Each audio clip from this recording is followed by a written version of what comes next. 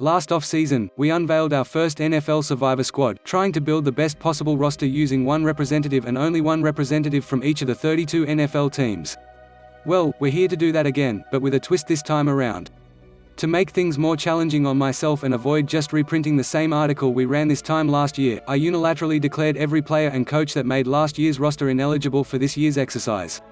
That means none of Bill Belichick, Greg Roman, Robert Saleh, Patrick Mahomes, Christian McCaffrey, DeAndre Hopkins, Mike Evans, Michael Thomas, Zach Ertz, Darren Waller, Kenny Golladay, Jake Matthews, Quenton Nelson, Brandon Linder, Zack Martin, Jack Conklin, Von Miller, Khalil Mack, Aaron Donald, J.J. Watt, Kenny Clark, Kyle Van Noy, Bobby Wagner, Eric Kendricks, Tre'Davious White, James Bradberry, Chris Harris Jr., Minkah Fitzpatrick, Jamal Adams, Tress Way, Randy Bullock, or Adoree Jackson were considered for the team.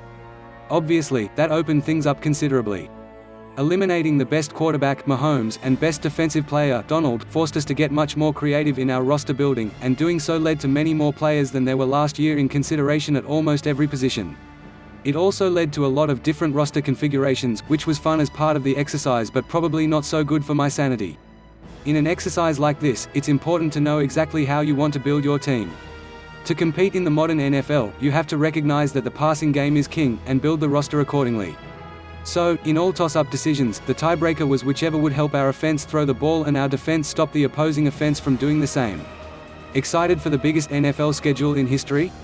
Follow along on the CBS Sports app and get the latest insights from our team of NFL insiders, plus news from our team of experts, as well as data insights on every player.